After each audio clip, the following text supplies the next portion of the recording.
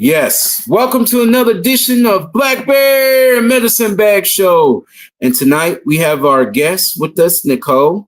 How you doing, Nicole? I'm doing good. How are you? I'm doing great. Thank you for coming to our show. I greatly appreciate your time. Let me present myself and then we will get into it. Dousti natene. Siyo. Si tunela. Hello, family. Dakute. Que onda la raza? What's up? What's up, family? Today we will get into the trending topic, talking about Beaver Lake nations fighting for treaty rights. Treaty 6. We're talking about the Nation, the indigenous brothers to the north in Canada. What's up, y'all? All the Mi'kmaq, all of the Maliseet, all of the Cree people. What's up? Used to spend time on Listicus. Now let's get in the first thing. I'm about to read it to y'all. 1 second. Since the Beaver Lakes Cree filed their treaty infringement case in 2008, they have spent millions of dollars attempting to move this case forward. In 2018, they filed an application for advanced cost order, which will require Alberta and Canada to pay a portion of their costs of their treaty. The advance means legal case pays in advance, no matter who successfully party after this trial.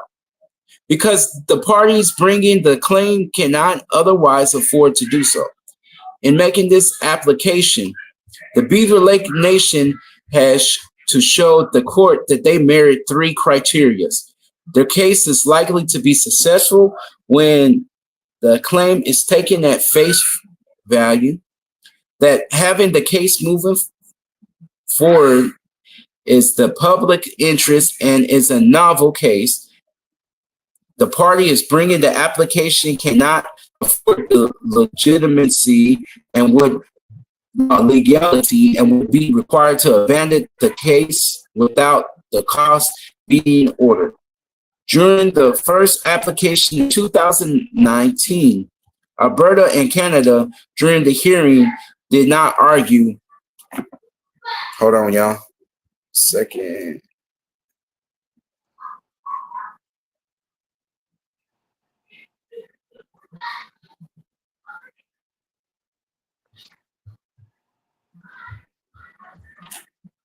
Further details. So basically, the reason that the Beaver Lakes Cree is fighting is because they did not honor their word. Canada and Alberta did not honor their word. They poisoned the fresh water of the lakes and the streams. They killed up all the caribou. They decimated the forest, and they left the people dealing with a situation of what most inner cities deal with, like Indianapolis or anywhere else. The water is poison. So, Nicole, what you think about this situation? It's actually interesting.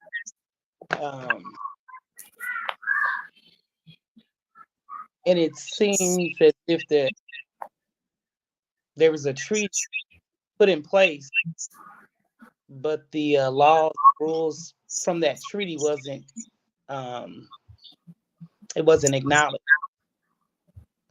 So it seems to have left people, well, indigenous Indians, or I think it's indigenous or not indigenous, but so it seems like they're fighting for something that they should have rightfully had.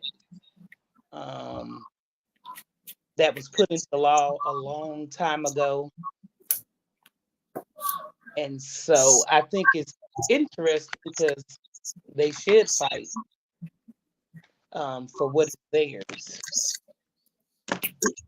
I feel like the Canadian government and the U.S. government are pretty much the same fork, same 2 parts of a fork that's making indigenous people all over Turtle Island, from Canada, United States, all the way down to Mexico and keep on going. They're just trying to get rid of indigenous people. Why? Because they are real environments. They're the protectors of the land. They're the last resort before they could go in there and take everything. There's a Lakota word that means take everything. It's called washishu, means he who takes all the fat. And you could see in by the United States and the Canadian government, that's what they want to do. They want to take everything and leave nothing. And by them actually getting $300,000, and they probably didn't even get to use the money. If they spent thousands of dollars, that $300,000 is probably going to go back to legal battles. It's not even going to go to the people. Right. And these people in particular, I know about the Cree. These people couldn't fish. They couldn't hunt like they do. And when I lived among the Mi'kmaq First Nation, eating moose is very important. That's part of who they are.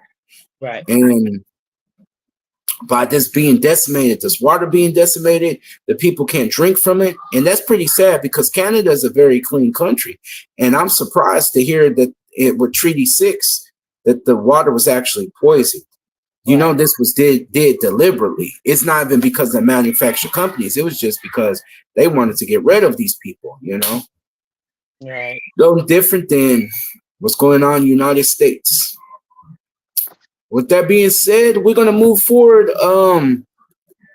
What you're trying to do, and from my understanding, you understand herbal medicine, and you make a little juice of your own. So if you could give some of our viewers some information and where you came up with the ideal and how you got started, what made you got started. But first, what native nation are you from, or what tribe have you heard from your family? Go ahead and say that, please, ma'am. Well, I really don't know what tribe I'm from. I guess I have to do some more research to figure that part out, but I'm not for sure. My mom was always into herbal medicine. I just kind of interested in the beginning of this year. So yeah, I did find the organic fruit vegetable juice that helps with many diseases. Two in particular: sugar diabetes and high blood pressure. So I make those pretty regularly for some people that I know, and some of the input I'm getting back from them that it is changing some stuff around, for them where they don't have to just always be on medicine and taking medicine that aids their situation, but can actually show some results of things getting a little bit better. So I haven't got into it like I really want to because I work a lot, but the little things that I am learning, I will say, they're meaningful, not to just myself, but to some of the people that are open-minded, that are willing to try something different.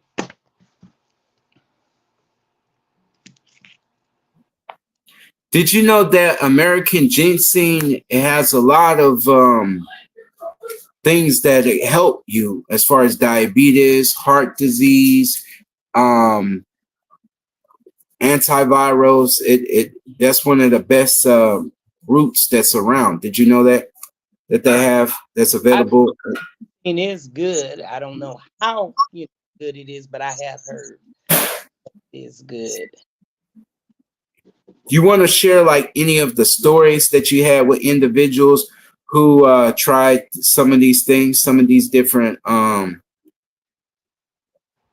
things that you were telling me about as far as your juice, and what's some of the ingredients that you use for the juice? Some are, telling me that they feel an overall difference. Some of them can't really describe what is going on, but they know that and some for them. Some have told me that their levels are starting to change.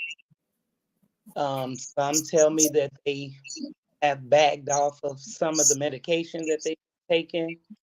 Um, so that's some of the conversations that I have. Some have told me that, you know, helps with, erectile dysfunction. Um, so I know it's good for many things. I take it for my um, I don't have high blood pressure, but it does elevate. So I have been taking it just for that part too. It tastes good. It has several different ingredients. A few that I will point out are the green apples, organic cucumber, um, organic celery, just to name three. There's a few more, but like I said, everything is organic, and if it's not a vegetable, it's a fruit. No preservatives in it at all. Just genuine juice and fruit. I mean, fruit and vegetables. And you juice it and you drink it and you go on about your duties. Of course, you're supposed to, try to eat better and watch your, sugar intake, salt intake. But some people have told me that they are eating almost the same. They are watching some of the things they eat, but they, not totally let go of all the bad eating, and they still see a difference.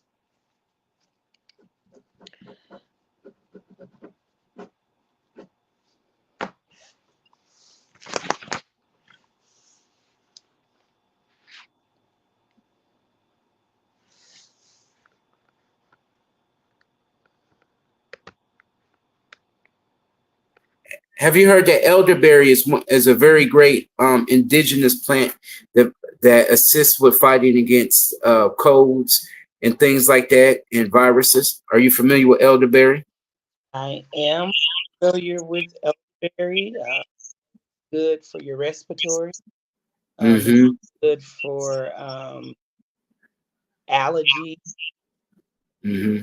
I know when people have common colds, it's good for that. So,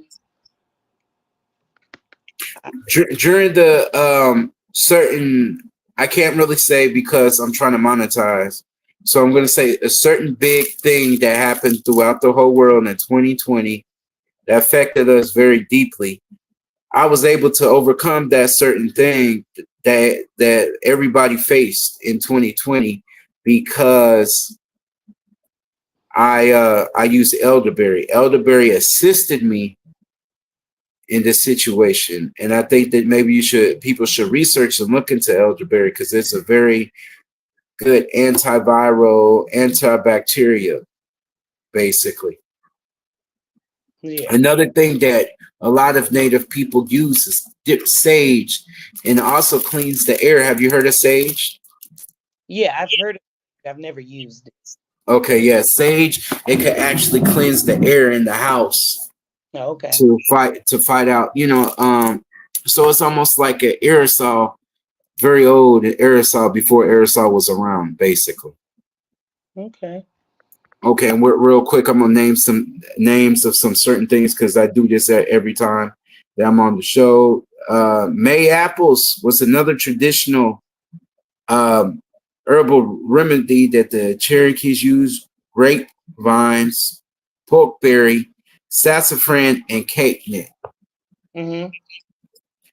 These were all traditional Cherokee medicines that they Okay. used.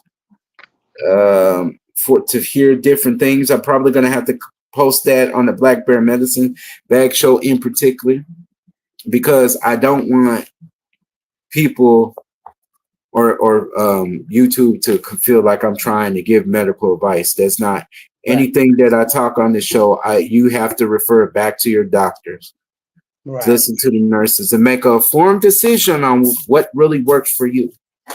Right. Right. Right, because certain people believe in pharmaceutical. Some Right. people believe in homeopathic. I'm kind of in the middle. Certain things I believe you need to go to the doctor. Other things I believe, hey, you could take care of it. You know what I'm saying? But you got to make the decision what you're going to do. But there's certain things that the doctor uses synthetic and that may be strong and have many side effects. But then also, as I was talking previously about you, either it's going to make you very toxic and ill or it's going to kill you when you do homeopathic. So I want people to be real with themselves on both edges. Either you have all of these multiple problems or you could take something toxic and make you sick or die or kill, unalive you. That's the word, unalive you. I have to, yeah. So you basically, you have to be careful either side of medicine. Either side of medicine that you use, you have to be very careful. Right. Right. Another thing that I've been, preaching is pine needle tea. Pine needle tea works. Whew. Now I'm thinking about getting some pine needle tea and some American ginseng and cutting it up and seeing how well that works. Right. In particular, there is another thing that I heard that could assist with elements of cancer. Assist. And it's called Asaic tea. It's made from the Sifsa world plant, and it works and it assists by making the cancer small. It assists, Right. taking pain away and things like that. There's a lot of plants that on the Black Bear Medicines bag show that are antioxidant plants that I feel like a lot of people don't research before they get cancer. Why? Antioxidants prevent cancer. Sometimes what I learned from Obama is, if anything, prevention is better than a cure. Why? Because you don't even have to look for the cure. Right. So certain things we have to put in our body before we get sick as a maintenance so we won't get sick. So we have to pay for that. Because I keep it real, certain of these germs and bacteria is a business, and viruses is $1 billion business for these companies. They got the cure, but why? Why would they? You know what I'm saying? Why would they even think to do that when, or a solution to the problem, if they could keep the problem around to make them richer? And I think with the pharmaceutical company, that's one of the things. We want to keep the problem around so then we could get rich and not really help people as you think they would, Same thing as we were talking about going back to Treaty 6 and other native treaties that the government has did. A lot of these treaties stopped. The latest treaty that was signed was in the 1970s with the Yaqui tribe, Pascua Yaquis. They were the last, I think, native nation to sign a treaty to get it going, because that's how the government didn't want to give them a res, but the Total Odom opened up some of their land down there. But they had to actually do a blockade in order to get a reservation. Ain't that crazy? And then we could go back recently. I don't know if you know about this, but the pipeline. When Donald Trump first got into office, he signed executive order for the pipeline to go through native nations. And they fought hard. Like, they were like barricading themselves to keep that pipeline from going. And they had to fight to keep that pipeline from going through. Right. Yeah. So a lot of times it's one of those things where the government wants to keep you in a certain bracket, certain way of doing things. And you have to fight going back and forth to court. You got to understand this is a long fight. It may not be with bullets and guns. It's going to be with your mind, with your words, knowing the law. That's how you fight nowadays, so everybody stays alive and not being unalive. I think it's a different game, but sometimes even doing that, you lose more because now you stepping in their realm. And if you don't have somebody from your native nation that went to school that's on the outside, can't really represent or doesn't understand the treaty. Right. Yeah. And then you go to do that. And then at the same time, you're on your indigenous land and you don't have the food and the resources to help you. You're stuck in that certain situation. But hopefully one day they could go back to that old way of doing things. You know, that's what's called when you live off the land, the old way. Right. Or traditional. Some people say traditional, some people say the old way. Right. Yeah. You know. So yeah. How would people reach you? Do you got a website? Do you got like an email? How, if they wanted to get in contact with Nicole, how would they do that? Um. Let's see. I don't have a website yet, but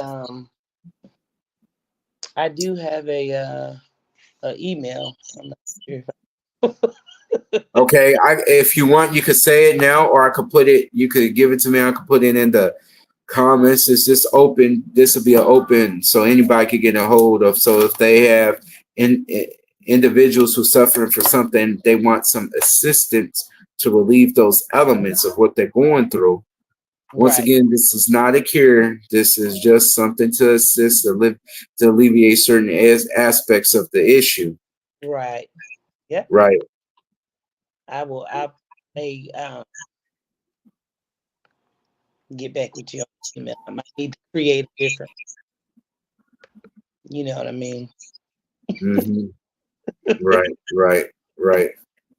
Also, you don't have an email like an email that you got like a business email. That's Mm, what. nope. I mean, Okay. use my Okay. email. Personal, yeah. So Yeah. maybe when you're ready, I could put it up there. I could put it on my page to let everybody know, hey, this is Nicole. You can contact her now if you're interested. So yeah, this is an indigenous, Black indigenous, Hispanic indigenous, um, where I connect all the indigenous people from all over to promote their business, talk about, what they do. Um, Basically, that's my biggest thing is networking with people, building, putting people together so we all could benefit from each other's knowledge. Because I think a lot of people nowadays, as we saw in the presidential debate, he was saying a lot of things. We don't know if it's true. We don't know if it's fake. We just Right. hear it. And people never ask, is this really true? Do you eat dog or cat? Do you really eat that? Right. I would ask, like, I would go to people, do you really eat this or this made up? Right. Is this a certain period of time when you guys were going through, or is this like a ceremony, or if this is like it's if this is what you do in your religion, or if this is just lies? Like, I think people need to really sit down but he said it, but I need to understand the context, or was it just a lie because he had another agenda? So you kind of got to kind of step back as a mature individual and think. And then another thing I want to talk to was about the debate. One thing I did not hear their agenda was for melanated, Black, or African, or Black indigenous people, or indigenous people of Turtle Island in general. I didn't hear their agenda. Like, what do you have for us? The only people who I heard was migrant people because that's what they fear. But the funny thing is, they're bringing people in on both sides, probably. Let's keep it real. I just did a report that part of the Cherokee Nation, one of their business is called Cherokee Federal, and they were bringing in mass numbers Mm-hmm. of migrant children, and they were just dropping them off anywhere, leaving them to basically people who have criminal backgrounds Right. and basically traffickers, basically, they were alluding to. So if that is going on, you know what I'm saying? The agenda don't look good at all around for everybody. Migrants is a big thing because people got to pay for it. People got to deal with certain aspects of migration, and I know that a lot of people who are fighting for rest. What's the word? It starts with an R. Restitution. Not restitution. Well, restitution, of course. Yeah, reparations. They Oh, feel away. I said restitution. Yeah, reparations. They feel like, hey, we need to get paid first. Indigenous people who are fighting for treaty rights and environmental injustice. If we just read about how the water was polluted, they feel away. A lot of people who already been here have a claim to the land, and they have these lawsuits that you see to take about 20, 40 years to get done, and they're not. And then they just rush people over here that, what do you call it? They just rush people over here and give them thousands of dollars. Like, hold up, what about us? Why can't you rush that money? So we know the government got it. They just choosing on who they want to give to. They're playing games. So the end game may not be to wait for the government. Go get it yourself, make it happen for yourself. And if it then be like, okay, we got this plan set up. That's one thing that I do understand. Maybe the native nations don't plan well in the aspect of what I understand. Maybe there's some mismanagement government going on. Like, so maybe that's why they play these games. Not everybody stay on top. There's other people that may stay on top. I would have to go to call Beaver Lakes and be like, is everybody on point? But I don't know if that's my place to ask that. Really, because what I learned, like when I was trying to organize the Native Nation, you only worry about what goes on in your nation. You can't worry about a whole group because you get sidetracked a lot of times, if that makes sense. Yeah. And a lot of Native people like, no, I never heard about that nation. I don't know. I just worry about what's around me.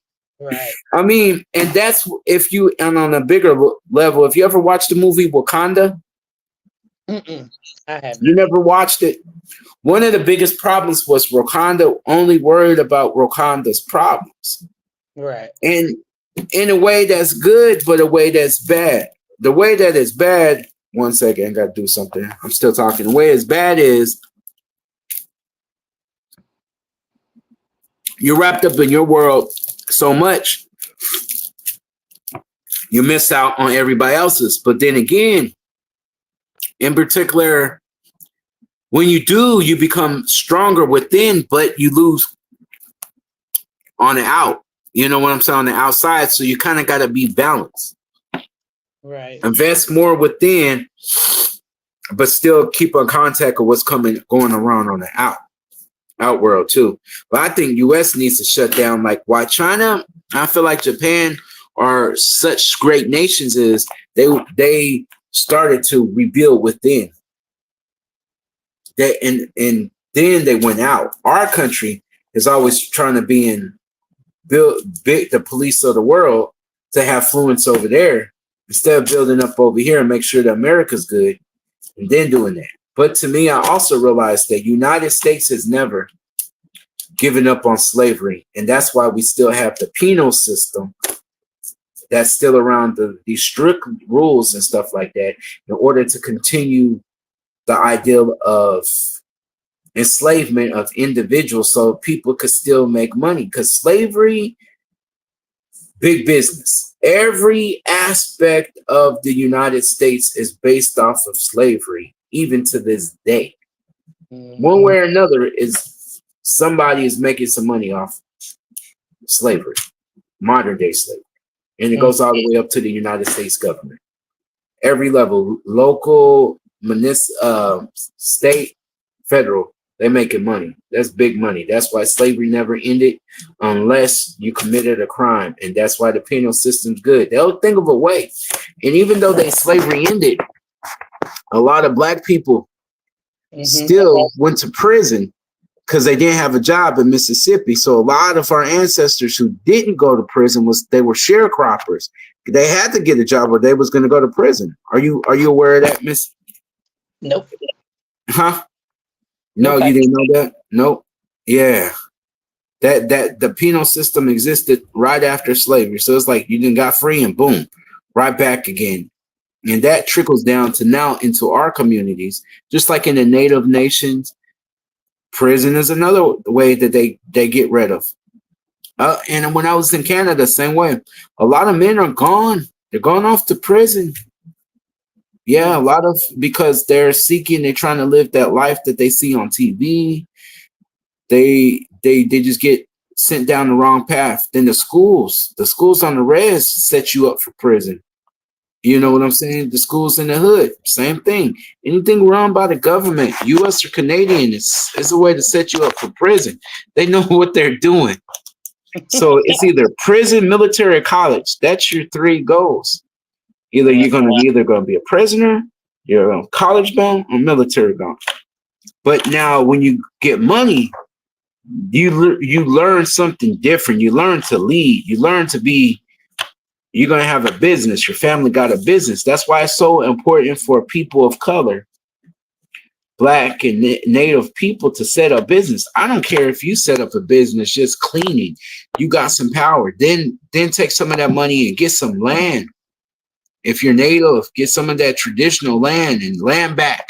Land back means that you buy some of your traditional native land and it becomes part of the res or off the res or Indian country off the res, but still part of it, part of the nation. And then you could live on your traditional land and grow food and things like that and follow the old ways and have ceremonies on land, invite some of your tribal family back on the land. That's Right. another concept, and do great things by selling maybe herbal stores, some of these things back, sell it back to them, help your community, give knowledge out. This is the way that you can improve in any group of people. But I don't know what time everybody is on. I think everybody wants something different in this Yeah. world. Everybody, I think, is influenced by more of TV and not like in making people things better. But I think by me sitting around and doing this helps me. This helps people around me. Hmm. Maybe I'm setting an example. Hopefully for my children and my great grandchildren that, hey, grandfather Walker, he got up and did something. He didn't sit around waiting for the government. He made something happen. One thing for both groups of people, we always looking for land. Sometimes if we work, we could take, or if we get like per cap, if we're an indigenous person, that per cap means you get a check from the resources like a casino or some of that, or going to court fighting for some of the treaty rights that were violated. You get money back. Take some of that and buy a house, to buy land and stuff. Like I said, that's what we could do, and then leave it to our kids and our grandkids and protect it in certain types of way. Like this land would never be taken out. Make sure the taxes are paid off. Make Right. sure everything is good so you don't pass on no headaches to your kids and your grandkids. There's so many things that we could do to help the next generation. Because once we achieve it, we need to look about what about the next generation, and plan these things that a lot of times I feel like we just don't plan it. So government and eager people are just, how can I put this, predatory people come through and they prey on unprepared, weak people. And that's just the way the world is. What's your thoughts? Well, I mean, I agree. I think that, you know, like you were saying, some people just worry about what's in their circle. I think people struggle with unity.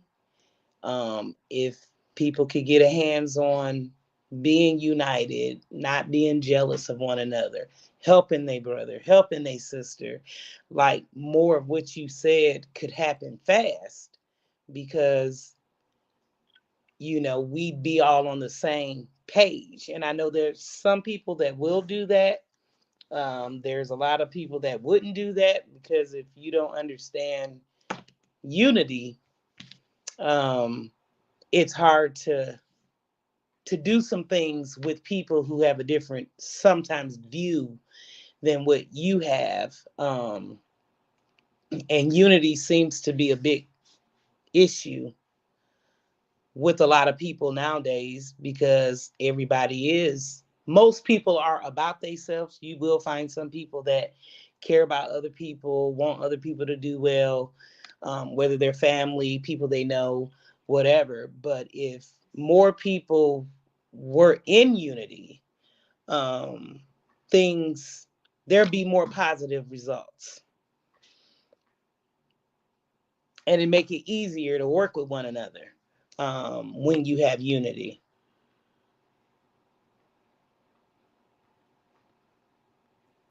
Okay, yeah, a lot of people, like I guess in these times it gets so hard or whatever that I think on the spiritual level and on the physical level. Hold on one second.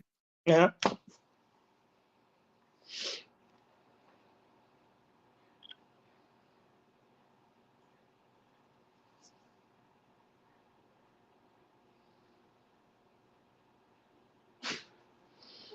I think that, it's a mental, physical, and spiritual thing that people have to be united on. And if you can't be united, then I leave you alone. And I think that's the problem. People don't want to leave people alone now. I give them their space, give them their peace. But there's certain people who don't want to give them their space and their peace, and people get tired of that too. That's one thing my parents, if they don't want you around, don't leave them alone. Move on. But I guess a lot of people don't want to do that. The federal Yeah. government, the state government just don't want to leave people be. It's either their way or the highway, but it's not even their land. Like most people who are over here, they forget this is stolen land. Right. Yep. They do. They do. It don't belong to them either. And that's one thing that I tried to express on another podcast. You can't call somebody illegal when this is all stolen land. And what right do you have to call that, yours when it's stolen? Even though United States exists, yes.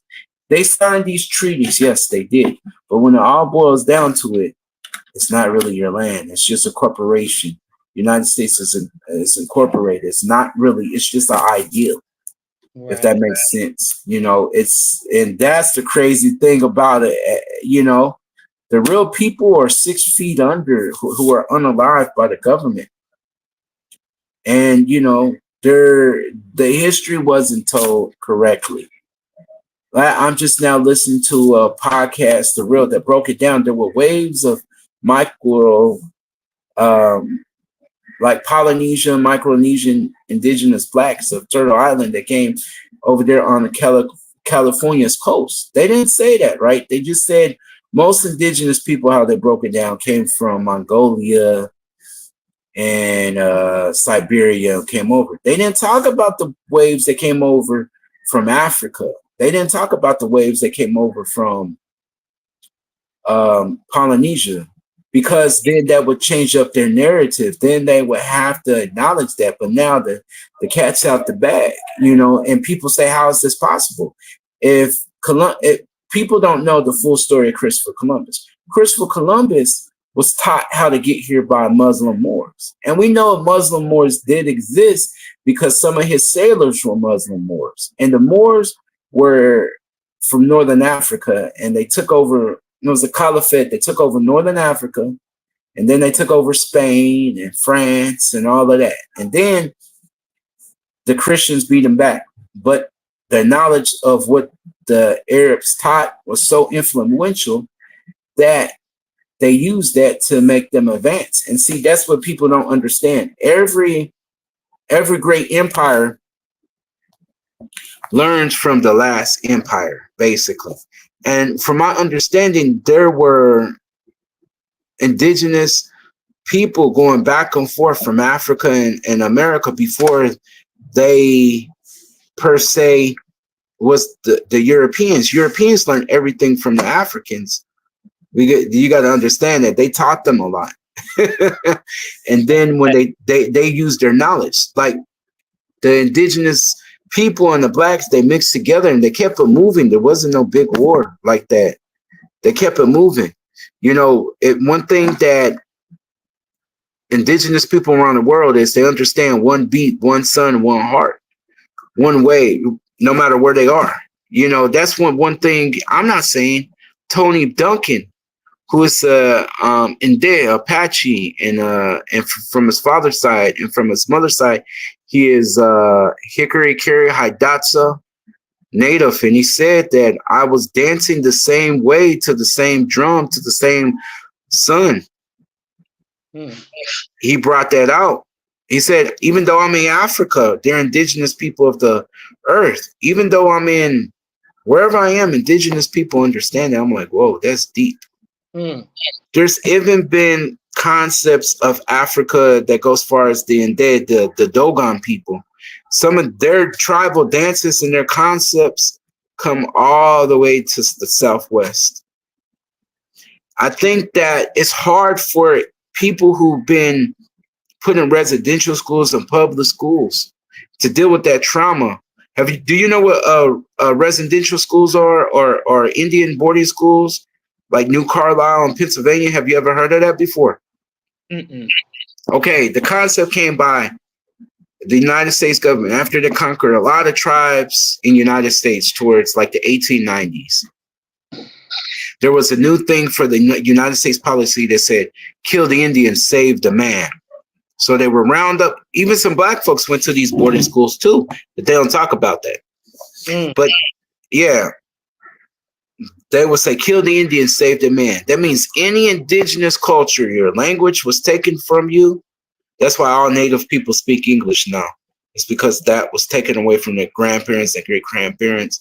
Any traditional songs you knew, any ceremonies that you knew, they would come get you at a young age. Why? Because they knew that if I take your children away, I could teach you my ways. I can make them understand my thing, my language. I could make him worship my God, and he will be nothing like you. And that's what they did. So a lot of children that went to New Carlisle, for example, were beaten, raped, and killed, to the point now where the native nations still have to ask the United States government, can we get our unalived children back? That's right. Even to this day, they have to ask for the right to get it. And that's from another one of the Black Bear Medicine Bag stories that I did, was about that situation where native children were being taken away. And, I broke down because, me as a father, I can't imagine my children being taken away. That any parent that would bother. But that's what happened to a lot of native people throughout the United States and Canada, was that this happened. So you go through that trauma, then you go to public school. You already don't know who you are. Then you've been taught this narrative of Columbus found this certain group of people. So and then they want to erase all the rest of the history. But as time goes on, we all come together and we start to see what real history is. Because there's even like these big old African heads, Olmecs, and there's a big debate among Black, indigenous, and indigenous. Who are these people? Some indigenous people hold their faces up and be like, this is me. Then other Black people like, no, this is me. I'm like, quit fighting. Maybe it's both. Maybe it's a blend of both, or maybe it was something totally different. We don't know. Those people were gone even when the Aztec arrived. They built over that culture. And just like one day, if this world exists, somebody's gonna come back and build over us. Right.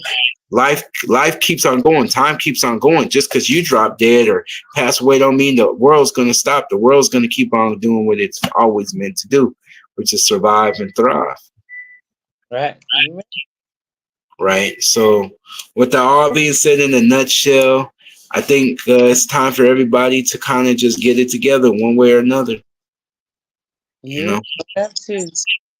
Or things ain't gonna never be. Right. So that's why I appreciate your knowledge, of coming on here and your time and taking time out to discuss this. I really want to, push you forward and, just let you know that there's a group of people out here who's on the same wavelength of doing things the old way, herbal way of getting healed. And you're not alone. There's a lot of people in this struggle one way or another. So I appreciate you, Nicole, for coming on. And, do you have anything you want to share, add, ask any questions about that we talked about? I told you in the beginning, it's an interesting subject because I've not ever really got into. I mean, you hear a lot, but then I was reading a little bit before we got on, and I'm like, wow, this is an issue. And then when I looked at how long they've been um, fighting for this, it's like it's kind of crazy because when we go back to the treaty, people know what's been put in place, but they find a way to. Well, this is the thing. The concept is, if I could wait it out, the government, or just ignore these people, eventually they'll go away because they'll die from the poisonous water. They'll die from something. So that's what they're hoping one day, or we could get them in court. That's what they're thinking. Yep, you do have to fight. So I will say that I'm happy that they're fighting. I'm sure somebody since the time they filed has probably withered away or passed on, but there's still people left behind that's still trying. And I hope that they get the victory that they deserve. Because to me, this really shouldn't be an issue. Like, if something has been put into place, why are we fighting in court? What happened to holding up? They, that's one thing I hate to say, but the United States government. That's why I ain't gonna call no names. I'm gonna say United States government. There was a thing I want you to watch. Or I probably sent to you. With Geronimo said this. Have they taught you to lie, Gatewood?